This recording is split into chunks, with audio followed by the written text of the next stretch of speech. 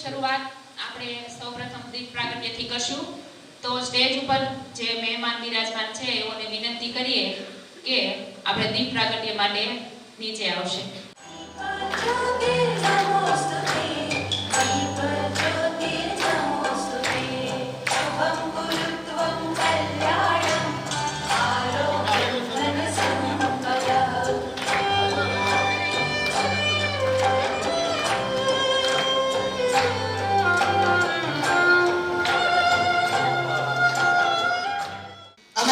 સંસ્થાના general secretary Shri Sonani સાહેબને હું વિનંતી કરીશ કે તેઓ સુર શબ્દનો સંવાદ વિશેષ વાર્તારૂપ અંતર્ગત થોડી વાત રજૂ કરશે.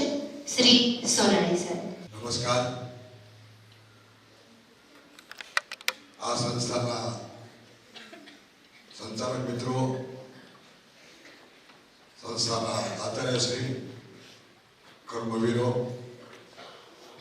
મારા સાથી કાર્યકર મહેશભાઈ પાઠક, હસમુખભાઈ ધોરડા, અમારી આખી સંગીતની ટીમ, હર્ષભાઈ, મયુરભાઈ, આજનો સંગીતનો કાર્યક્રમ માણીને મને એમ થયું કે વિશ્વ વિકલાંગ દિવસની ઉજવણી યુનાઇટેડ નેશન દ્વારા 1992 કરવામાં આવે છે. એમાંનો જો કોઈ ઉત્તમ દિવસ હોય તો એ આજનો દિવસ છે.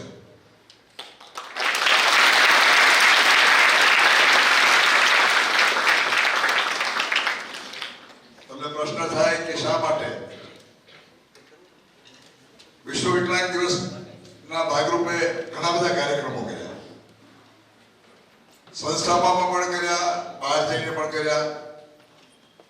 આપણા કાર્યક્રમમાં રાજ્યપાલશ્રીને પણ બોલાવ્યા હતા. ત્યારે મેં જે ખુશી નહોતી જોઈ એના કરતા વિશેષ ખુશી દરેક બહેનોના ચહેરા પર, ખાસ કરીને જ્યારે અમારો હરદેશ ઠાકોર પોતાની પ્રસ્તુતિ કરી રહ્યો હતો ત્યારે, અને એમાંય બધી બહેનોએ પોતાનો સૂર આપ્યો.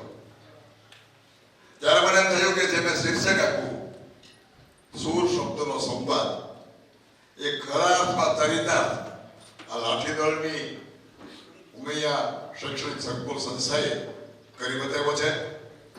એના વિદ્યાર્થીની બહેનોને, શિક્ષક મિત્રોને મારા કોટી કોટી વંદન.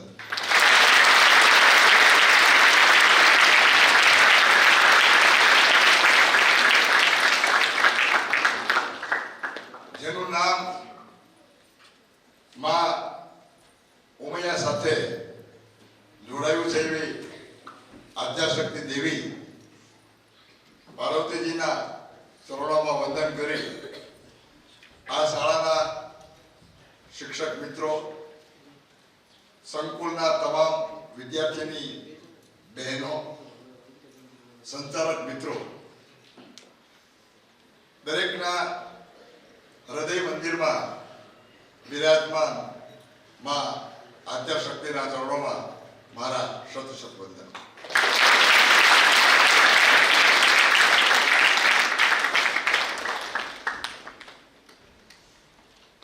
આજે હું આપની સાથે સૂર અને શબ્દનો સંવાદ કરવા આવ્યો છું.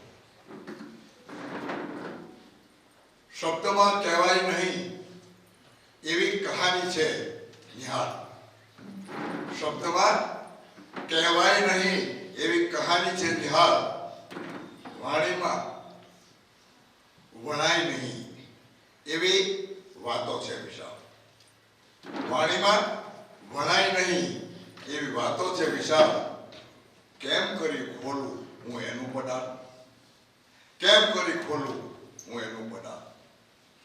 ભાષાની ભૂગોળમાં નથી એની કોઈ જોડ, ભાષાની ભૂગોળમાં નથી એની કોઈ જોડ. વાવેતર કરવા મારે રચવો છે માહોલ, એનું વાવેતર કરવા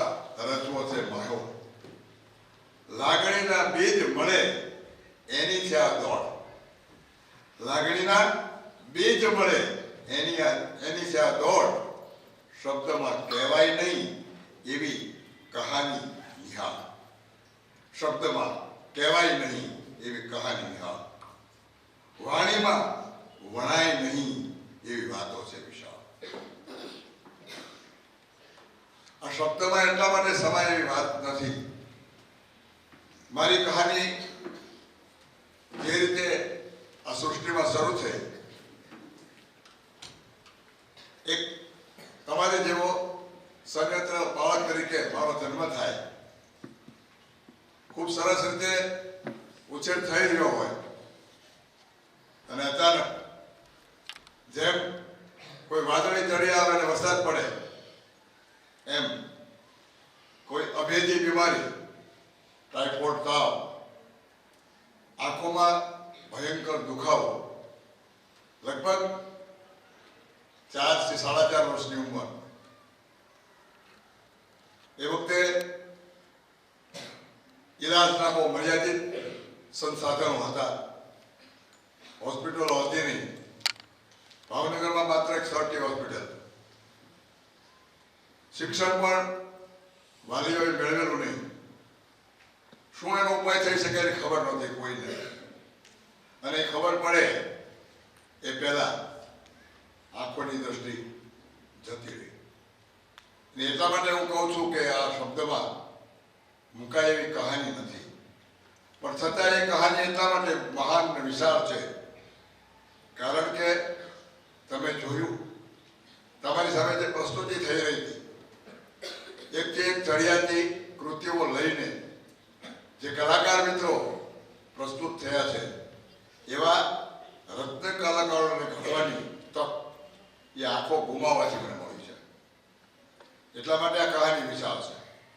કદાચ હું સંયંત્ર હોત તો બની શકે કે પટેલનો દીકરો હોવાથી ખેડૂત હોઉં, અથવા તો થોડા આગળ પડતો અમારો પરિવાર હોય તો હીરાઘસુ બનવું, હીરાનો વેપારી બનવું,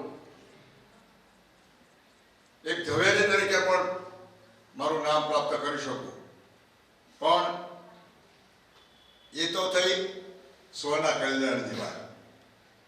જ્યારે આંખોની દ્રષ્ટિ ગુમાવવાથી મને જે તક મળી એ પર લોકોનું કલ્યાણ, અન્યનું કલ્યાણ કરવાની વાત. તમે જોયું કે એકથી એક ચડિયાતી કૃતિ આપણે માણતા જ રહીએ. ઘણું મોડું થયું છે. સમયની ભરપાઈ મારે કરવાની છે. તમે જુઓ ક્રિકેટની અંદર બધી બહેનો છો, આમ તો હવે બહેનોની પણ ક્રિકેટ રમાય છે. પણ ક્રિકેટમાં એવું હોય છે કે છેલ્લી ઓવરોમાં બેટ્સમેનોએ સરભર કરવાનું હોય. આગલા બેટ્સમેનો ધીમું રમ્યા હોય તો ફાસ્ટ રમવાનું હોય. આગલા બેટ્સમેનોએ વિકેટ ગુમાવી હોય તો વિકેટ જાળવીને રમવાનું હોય. એટલે મારું કામ પણ એ છે. પહેલા તો 45 મિનિટ અમે મોડા પડ્યા, રસ્તો ચૂક્યા હતા, માર્ગ ભૂલ્યા હતા, એટલે ધારા કરતા મોડા પડ્યા. કાર્યક્રમમાં થોડા તમને બધાને પ્રતીક્ષા કરાવી, એ માટે ક્ષમા ચાહું છું. અમને, અમારી ટીમને દરગુજર કરશો. બીજી મારે વાત મૂકવી છે કે આ 45 મિનિટ કોઈ સાંકેતિક મિનિટો છે. જ્યારે આપણા દેશને આઝાદ કરવાનો હતો અને એની જ્યારે અંતિમ મિટિંગ હતી, મહાત્મા ગાંધીએ મિટિંગ બોલાવી હતી અને ત્યારે એમાં સરદાર પટેલ 45 મિનિટ મોડા પડ્યા હતા. 45 મિનિટ જ્યારે મોડા પડ્યા ત્યારે ગાંધીજીની પક્ષતા કરતા એટલું જણાવ્યું હતું કે આ 45 મિનિટ દેશને વધુ પરિપક્વ બનાવવા માટે 9નો અંક 4 ને 5 9 મજબૂતાઈ આપશે. તો એવી જ રીતે આ 45 મિનિટ આપણા કાર્યક્રમને મજબૂતાઈ આપશે. શબ્દમાં મારા સમણાની લાગણી વ્યક્ત કરવા હું ભાષાને પૂરેપૂરો અમલમાં લાવવા માટે પ્રયત્ન કરું ને તો પણ એ વાત મૂકી શકાય એમ નથી. કારણ કે આંસુના આયનામાં જોયેલો ચહેરો, એના ભાવો મારે તમારી સામે મૂકવાના છે. એ વખતે સમય એવો હતો, એક સાધતા 13 તૂટે. માને કોઈ પ્રયાસ કરીએ ત્યાં બીજી કોઈ સમસ્યા આવીને ઊભી રહે, પણ આ બધી સમસ્યાઓનો ઉકેલ ઈશ્વરે કરી આપ્યો. ઈશ્વરે આવીને એ બધી સમસ્યાઓને હલ કરવા માટે શક્તિ આપી. આ એક એવો કાર્યક્રમ હતો, ઈંટ, પથ્થર, સિમેન્ટ કે રેતી વગર મોટો બંગલો બાંધવાનો હોય ને એવું કામ, એવું કપરું કામ. તો આ કપરું કામ એટલે આંખો ગુમાવ્યા પછી પોતાની જાતને સ્ટેબલ કરવી અને પછી સમાજનું કાર્ય કરી શકાય એવા વ્યક્તિત્વનું ઘડતર કરવું. આ ચેલેન્જવાળું કામ આપ સૌના એટલે કે માનવ સમૂહના પ્રેમના કારણે શક્ય બન્યું. મારે આ વાત એટલા માટે મૂકવી જોઈએ કે આ એ જ કરી શકે જે સોલ્યુશન બ્રેન ધરાવતી વ્યક્તિ હોય. આ એક નાનકડી વાત મારે મૂકવી છે. તમે સમસ્યાઓ હલ કરો છો કે એને જટિલ બનાવો છો? દરેક પોતાના મનને પૂછે કે કોઈ પરિસ્થિતિ બને તો એનો ઉપાય તમે વિચારો છો. દાખલા તરીકે 45 મિનિટ મોડા પડ્યા તો કેવી રીતે પહોંચવું? હા હવે શું કરવું? હવે પહોંચાશે ને બધા રાહ જોતા છે એવું કરીને આપણે ડિસ્ટર્બ પણ થઈ શકીએ. પણ એમાંથી સોલ્યુશન કાઢીને ક્યાં પહોંચવું એ સોલ્યુશન બ્રેનની નિશાની છે. તો પ્રોબ્લેમ બ્રેન જે ધરાવે છે એ હંમેશા સમસ્યાને જટિલ બનાવે છે, અને જે સોલ્યુશન બ્રેન ધરાવતી વ્યક્તિ છે એ સમસ્યાનો ઉકેલ શોધી કાઢે છે. મિત્રો, જીવન પણ એક સમસ્યા છે, એક કોયડો છે. આ પડકારરૂપ સમસ્યાનો સ્વીકાર કરી મારે ને તમારે માર્ગ શોધી કાઢવાનો છે, આગળ વધવાનું છે. આપણે બધા ઘણા બધા સાંભળતા હોઈએ છીએ કે પરીક્ષાઓ આવે, બોર્ડના પેપરો ઉત્તમ રીતે ન આપી શકતા વિદ્યાર્થીઓ પરિણામ આવતા પહેલા આત્મહત્યા કરે, જીવનથી હારી જાય, અને ક્યારેક પરિણામ આવ્યા પછી પણ આવા પગલા ભરે. તો મારી સામે જ્યારે વિદ્યાર્થીની બહેનો બેઠી છે ત્યારે મારે કહેવું છે કે કોઈ પરીક્ષાનું પરિણામ એ અંતિમ પરિણામ નથી, એ જીવનનું માપદંડ નથી. એ માત્ર જીવન જીવવા માટેની પગદંડી છે. એ પગદંડી કદાચ આપણે ન ફાવે તો બીજો રસ્તો શોધી શકાય. જેવી રીતે આપણે રસ્તો બદલીએ છીએ એમ પરીક્ષામાં નિષ્ફળતા મળે તો આપણે રસ્તો બદલવો જોઈએ. જીવનનું અંતિમ પગલું ભરવા માટે ક્યારેય વિચારવું નહીં. એવી જ રીતે બહેનો બેઠી છે. ઘણા લોકોને પોતાના જીવનસાથી સાથે ફાવે નહીં, એના પરિવાર સાથે ફાવે નહીં, તો પણ એ અંતિમ પગલું ભરતી હોય છે બહેનો. એ પણ બરાબર નથી. સમસ્યા જે ઈશ્વર આપણી સામે મૂકે છે એનો રસ્તો પણ એ બતાવે છે, પરંતુ એના માટે આપણે વિચાર કરવો પડે, એટલે કે અંતરચક્ષુ ખોલવા પડે, તો આપણી સામે એનો રસ્તો પડેલો હોય છે.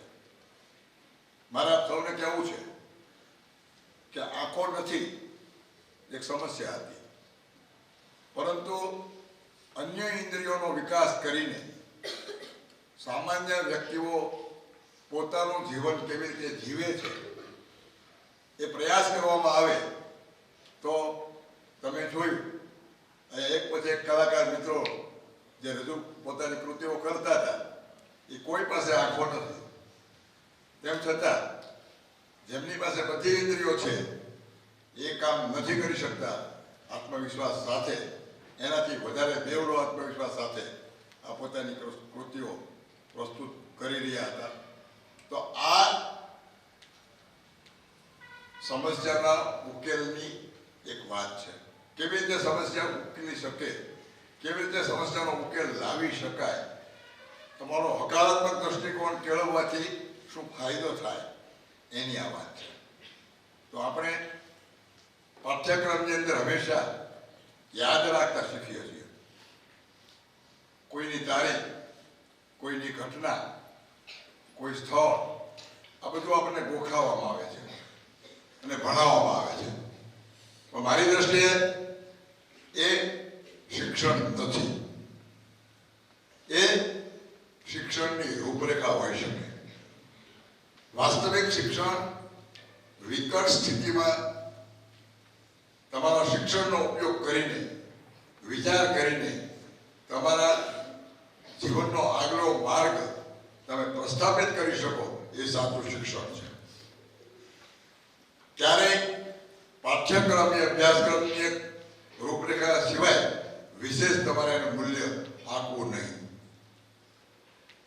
તમે જોજો, વાસ્તવિક જીવનની અંદર જ્યારે તમે જશો ત્યારે કોઈ તમને પૂછશે નહીં કે 10મામાં કેટલા ટકા આવ્યા હતા, 12મામાં કેટલા આવ્યા હતા, FYમાં કેટલા આવ્યા હતા, SYમાં કેટલા આવ્યા હતા, TYમાં કેટલા આવ્યા હતા, સ્નાતક કે અનુસ્નાતકમાં કેટલા ટકા આવ્યા હતા, કોઈ પૂછતું નથી.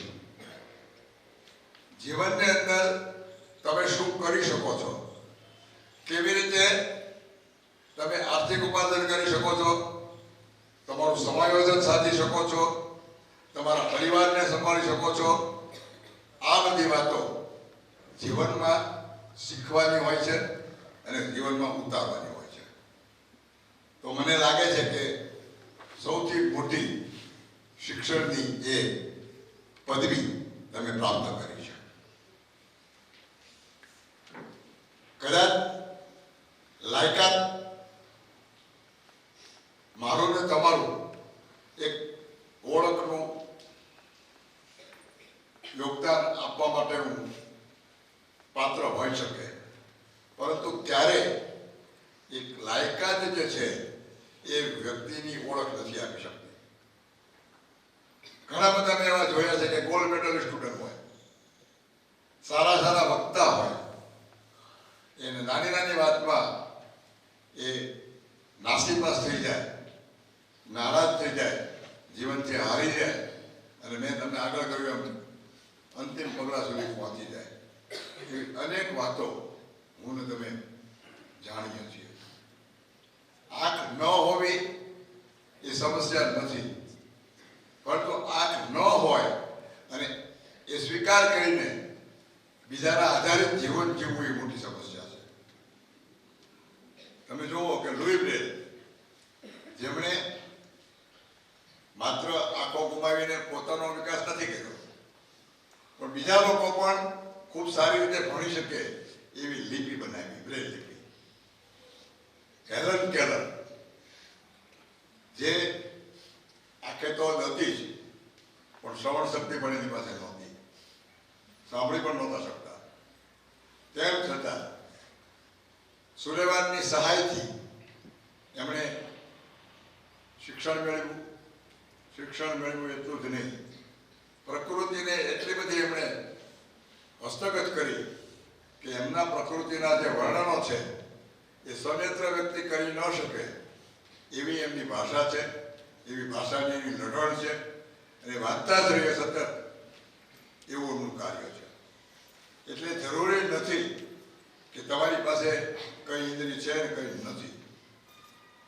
કદાચ તમને જાણીને અચરજ થશે કે હેલન કેલર જોઈ ન શકતા હોય છતાં એ પ્રકૃતિનું વર્ણન કેવી રીતે કરી શકે. એ મેઘધનુષના રંગોનું વર્ણન કરે અને એટલું આબેહૂબ વર્ણન કરે કે જે બંને આંખે જોઈ શકે એનો એને શબ્દોમાં પૂછવામાં એની વાત જ ન મૂકી શકે. ઘણી વખત આપણે ઘણી બધી વસ્તુ જોઈ હોય, આપણને પૂછે કે તમે શું જોયું, તો આપણી પાસે એના શબ્દોમાં મૂકવાની કોઈ રૂપરેખા ન હોય અથવા તો કોઈ શૈલી ન હોય. તો આ બધી વસ્તુ માટે આત્મવિશ્વાસ જરૂરી છે. મારે તમને કહેવું છે કે પ્રોબ્લેમ અને સોલ્યુશન બે માઇન્ડ ધરાવતા લોકો વચ્ચે તફાવત શું છે? તો એક વાત એવી નાનકડી છે, એક શાળા હતી તમારી જેવી, અને એ શાળાની અંદર શિક્ષકે વિદ્યાર્થીઓને હોમવર્ક આપ્યું. હોમવર્કમાં બીજા દિવસે બધાએ લખીને એક પાઠ લઈને આવવાનો હતો. શાળાના વિદ્યાર્થીઓ ઘરે ગયા, એમાં બે વિદ્યાર્થી જુદી જુદી પરિસ્થિતિ વાળા, એક પ્રોબ્લેમ બ્રેન વાળો અને બીજો સોલ્યુશન બ્રેન વાળો, બંનેના ઘરે મહેમાન આવ્યા. મહેમાન આવ્યા એટલે પ્રોબ્લેમ બ્રેન વાળાએ શું કર્યું, એની મમ્મીને કીધું કે આજે મહેમાન આવ્યા છે, મારે કેવી રીતે હોમવર્ક કરવું? પપ્પાને ક્યારે ચિઠ્ઠી લખી દે. તમે જોજો, પપ્પામાં કામ જવું હોય તો મમ્મીને પહેલા આપણે સાચવી પડે. બધી બહેનોના અનુભવ તો હશે. તો મમ્મીને કહીને એને ચિઠ્ઠી લખાવી દીધી કે આજે અમારા ઘરે આટલા મહેમાનો આવ્યા હતા, એટલે હોમવર્ક થઈ શક્યું નથી, તો એને બીજો દિવસ આપવા વિનંતી. બીજો જે વિદ્યાર્થી હતો એના ઘરે પણ મહેમાન આવ્યા હતા, પણ એ સોલ્યુશન બ્રેન વાળો હતો, એટલે એને શું કર્યું, બાજુના રૂમમાં જઈને રૂમનું બારણું બંધ કર્યું અને ત્યાં કચકચાઈને હોમવર્ક પૂરું કરી નાખ્યું. બંને શાળાએ આવ્યા, એકે ચિઠ્ઠી આપી શિક્ષકને, બીજાએ હોમવર્ક આપ્યું. હવે આમાં શ્રેષ્ઠ કોને કહેશો તમે? સોલ્યુશન બ્રેન, બરાબર ને? એને રસ્તો કાઢ્યો. તો પહેલા શું કર્યું, સમસ્યાને શરણે થઈ ગયો. મહેમાન આવ્યા છે, હવે કાંઈ થાય નહીં, બસ વહી ગઈ, હવે ઇન્ટરવ્યુ ન જાય, પતી ગયું, નોકરી ગઈ. અરે ભાઈ, ખાનગી વાહન ગમે એમ કરીને પહોંચાય, જરૂરી નથી ટ્રેન ચૂકાઈ ગઈ, પ્લેન ચૂકાઈ ગયું, છેલ્લામાં છેલ્લા શ્વાસ સુધી. ઘણી વાર એવું પણ બને કે તમે ઇન્ટરવ્યુ દેવા જાઓ ને, તો ઇન્ટરવ્યુ લેનારને પણ કંઈક પ્રોબ્લેમ હોય, એ મોડો પડે. તમારે નેગેટિવ થવાની જરૂર નથી. પહેલું કામ તમારું શું છે, જે તે સ્થળે પહોંચવું. પણ ઘણી વખત આપણે પહેલેથી જ આપણી હાર સ્વીકારી લઈએ છીએ. ક્રિકેટની અંદર છેલ્લા બોલે પણ સિક્સર મારવામાં આવે છે. એ પ્રયાસ છે જીતવાનો. કદાચ 7 રન બાકી હોય તો પણ સિક્સર મારે. એ કે કાંઈ વાંધો નહીં, ટાઈ પડી જાય તોય પછી આપણને પેલી ઓવર આવે ને, શું કહેવાય ને, કોઈને યાદ છે નહીં? કઈ ઓવર કહેવાય? વધારાની ઓવર આપવી પડે.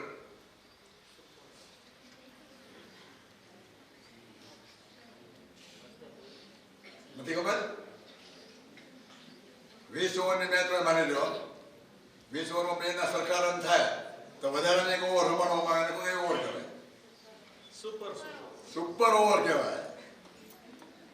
ક્રિકેટ નથી જોતા બધા બહેનો? એ સુપર ઓવરમાં પરિણામ. સુપર ઓવરમાં પરિણામવાનો હોય તો બીજી સુપર ઓવર આપવામાં આવે. એટલે સુપર ઓવર પણ સુધી આપણે જવું જોઈએ તો જીત થાય. તો આટલી વાત બહુ યાદ રાખવા જેવી છે. સમસ્યા ખરેખર તો આપણો ખોરાક છે. કેવી રીતે? જો સમસ્યા ન આવી હોત મારી આંખોની, તો હું તમારી સામે ઉભો ન હોત. મેં આગળ તમને કહ્યું એમ, કાં તો હું ખેતી કરતો હોત અથવા તો હું ડાયમંડ ઉદ્યોગમાં કામ કરતો હોત. એટલે સમસ્યાનો સ્વીકાર કરીને હું હંમેશા જીવું છું અને મને એમ કરવું ગમે છે. અને એટલા માટે મારી એક રચના સમક્ષ મારે રજૂ કરવી છે. બધા બહેનો ગાતા હતા એટલે મને એમ લાગે છે કે આપણે પ્રયત્ન કરશું, મને ઝીલવાનો પ્રયત્ન કરજો. હું તમને તાસ આપીશ. પહેલા હું થોડું ગાઈશ, પછી તમને થોડા શબ્દો બરાબર બેસી જાય, પછી તમે ઝીલવાનો પ્રયત્ન કરજો. બરાબર ને? કરશો? માયલો મારો મોજ કરે છે, મીઠા ગીતો ગાય. માયલો મારો મોજ કરે છે, મીઠા ગીતો ગાય.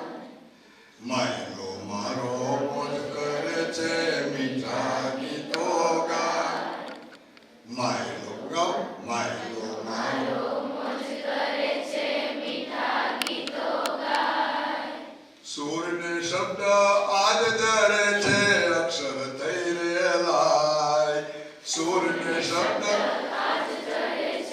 અક્ષર થઈ રહેલાય માયલો મારો મોજ કરે છે મીઠા ગીતો ગાય માયલો મારો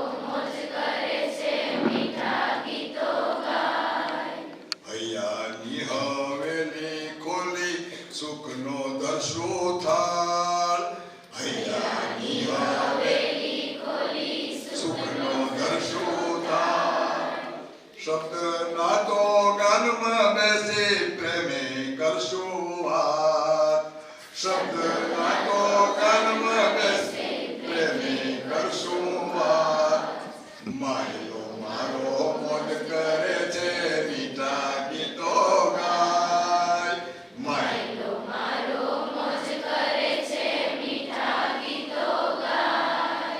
સૂરને શબ્દ આજ દરે છે અક્ષર થઈ રહેલાય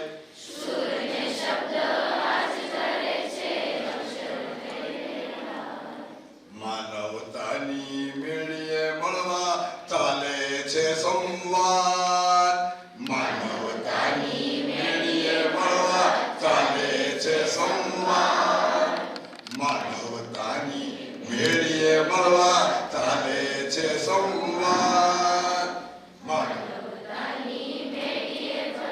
ચાલે છે ઉરુ મંગના અજવાળે દોડે દિવસ રાત ઉરુ મંગના અજવાળે માયલો મારો મોજ કરે છે મીઠા ગીતો ગાય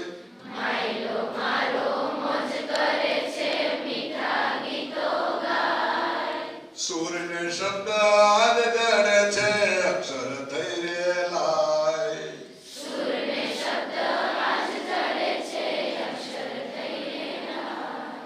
જીવન મારું સરિતા બની ખળખળ વહેતું જાય જીવન મારું સરિતા બની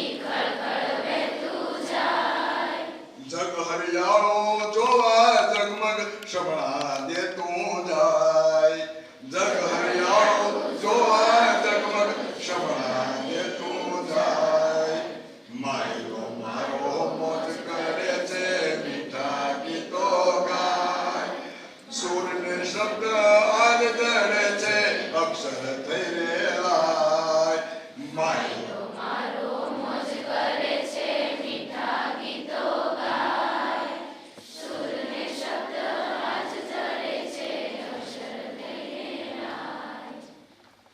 વિપરીત સંજોગોમાં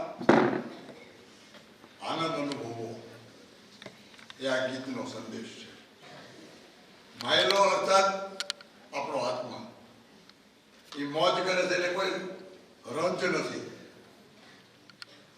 તમારી સમક્ષ મીઠા ગીતો ગાય છે કારણ કે સ્થૂળ આંખ એ બધું નથી એનાથી પણ વિશેષ ઘણું બધું ઈશ્વરે આપણને આપ્યું છે મારે આપ સૌને કહેવું છે પરિસ્થિતિ ઈશ્વર સત્ય છે અને ઈશ્વર જ એ પરિસ્થિતિને સાનુકૂળ બનાવે છે અનુકૂળતા અને પ્રતિકૂળતા ઈશ્વરની દેણ છે એક ઝવેરી હતો એને એક દીકરો હતો ઝવેરીની પત્ની અવસાન પામી હતી પોતાના પુત્રનો ઉછેર એણે કર્યો અને પછી ભણવા માટે પુત્રને વિદેશ મોકલી દીધો વિદેશ ઝવેરીનો પુત્ર ભણતો હતો અચાનક ઝવેરીની તબિયત લથડી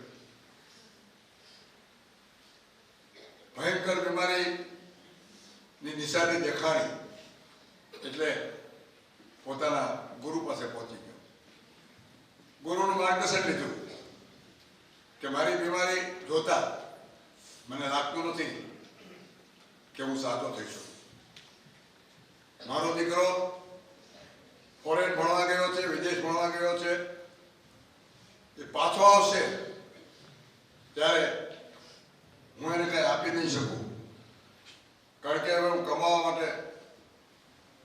સક્ષમ રહ્યો નથી. મારે હવે શું કરવું? ગુરુએ માર્ગદર્શન આપ્યું પ્રમાણે એને કર્યું. ઝવેરી મૃત્યુ પામ્યો. એના ખબર એના પુત્રને આપવામાં આવ્યો. પુત્ર તાબડતોબ ઘરે આવી ગયો. જેવો આવ્યો એવી અંતિમ વિધિઓ પૂરી કરી અને પછી એ દુઃખમાં ગરકાવ થઈ ગયો. ખૂબ દુઃખી થયો, પણ અચાનક ઈશ્વરે એને ચેતના આપી અને એ સ્વસ્થ થયો. એને વિચાર આવ્યો કે મારો પિતા જન્મે ઝવેરી હતો, તો કોઈ ઝવેરાત તો એને સંઘરી હશે. કોદાળી પકડી હાથમાં અને ઘરમાં ખોદવાનું ચાલુ કર્યું. મોડી રાત્રે એક સરસ મજાની પેટી મળી, કપડામાં વીંટેલી હતી. પેટી ખોલી તો એને અચરજ થઈ. ખૂબ ચળકતો પદાર્થ મળ્યો. એને બહુ મૂલ્યવાન ઝવેરાત મળી એવી ખુશી થઈ હતી. બીજે દિવસે એ ઝવેરી બજારમાં ગયો અને ઝવેરી બજારમાં જઈને કીધું કે મારે બહુ કિંમતી ઝવેરાત વેચવાની છે. તો પહેલા ઝવેરીએ કીધું કે ભાઈ આ તો કાચનો ટુકડો છે.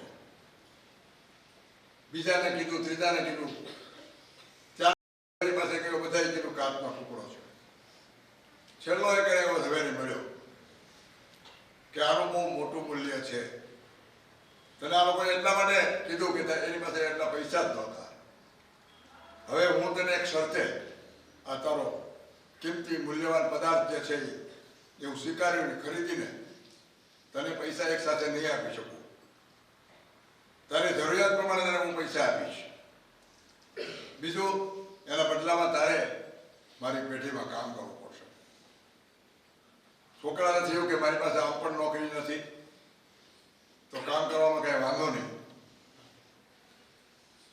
ઝવેરી કીધું કે બોલ તારે કેટલા પૈસા જોઈએ? કે મારે એક મકાન બનાવવું છે, મકાન બનાવવા મને પૈસા આપો. મારે લગ્ન કરવા છે, મારી પત્નીને આભૂષણ કરાવવા માટે મને પૈસા આપો, લગ્ન માટે પૈસા આપો. ઘણા પૈસા આપ્યા. અને આમ કરતા કરતા 20 વર્ષ વીતી ગયા. 20 વર્ષ બાદ પેલા ઝવેરીએ, જે છોકરો પોતે ઝવેરી બની ગયો હતો, એના હાથમાં પેલી જે ઝવેરાત હતી એ મૂકી અને કીધું કે મારે આ ઝવેરાત વેચવાની છે. તું બજારમાં જઈને એનું મૂલ્ય કેટલું થઈ શકે એ પૈસા લઈ જા. ત્યારે પેલા છોકરાએ કીધું કે આ તો કાચનો ટુકડો છે. તો કે જો તે જ્યારે મને વેચ્યો ને ત્યારે પણ એ કાચનો ટુકડો હતો, પણ મેં તારી હિંમત ન તૂટી જાય, તારા જીવનના ઘડતર માટે એ ટુકડો ખરીદી લીધો. કારણ કે તારી આશાનું કિરણ એ ટુકડો હતો. એમ મારી બંને આંખો ઈશ્વરે ખરીદી લીધી છે. મારી આશાનું કિરણ એ હતું અને એનાથી તેજસ્વી આંખો મને આપી છે. તો આ મારો ઝવેરી છે, એને હું શત વંદન કરું છું. આપ સૌએ ખૂબ શાંતિથી મને સાંભળ્યો. અને મેં આગળ કહ્યું એમ ક્રિકેટની અંદર છેલ્લી ઓવરોમાં કેવી રીતે બેટિંગ કરવું એ હું જાણું છું, એટલે વધારે વિશેષ સમય લેવો નથી. મોટિવેશનલ લેક્ચર તરીકે ઘણી બધી વાત થઈ શકે, કલાકો સુધી બોલી શકાય, પણ થોડામાં ઘણું સંક્ષિપ્ત વિચારો સાથે મારી વાત પૂરી કરી વિરમું છું. ધન્યવાદ. કાર્યક્રમને અંત તરફ લઈ જતા કોલેજના પ્રિન્સિપાલ જાખણિયાબેન સેજલબેન એમને વિનંતી કરીશ કે જેઓ આવશે અને કાર્યક્રમની આભાર વિધિ કરશે. ભાવનગરથી વધારે લાભુ કે જેમને આપણને જીવનના સંઘર્ષો, સમસ્યાઓનો સામનો કેવી રીતે કરવો, એનું સોલ્યુશન કેવી રીતે કરવું અને આત્મવિશ્વાસ કઈ રીતે વધારવો તેનું માર્ગદર્શન આપ્યું તે બદલ સંસ્થા પરિવાર વતી ખૂબ ખૂબ આભાર સર. ત્યારબાદ આપણી આખી સંસ્થા આજે સંગીતમય કરી દીધી. એક અદ્ભુત સુખમય સંગીતની અનુભૂતિ કરાવી, એક અદ્ભુત કળાની અનુભૂતિ કરાવી, એવી તમામ સંગીત ટીમનો સંસ્થા પરિવાર વતી ખૂબ ખૂબ આભાર.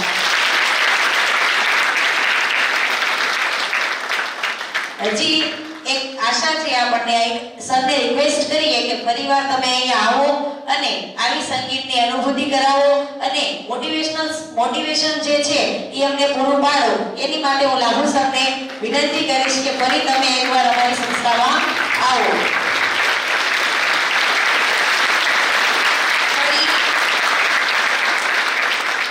તમામ લાભુ સર તથા તેમની સાથે પધારેલ તમામ સ્ટાફ, તમામ ટીમનો સંસ્થા પરિવાર વતી ખૂબ ખૂબ આભાર.